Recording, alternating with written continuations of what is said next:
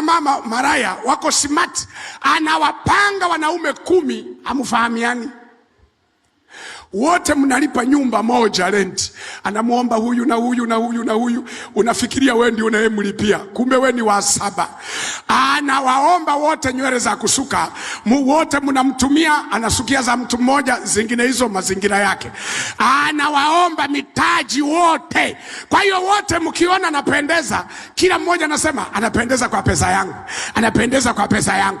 Kumbe ana kijiji cha wanaume, akiwapakia mwendo kasi inajaa na kubaki, lakini wote ni wa kwake.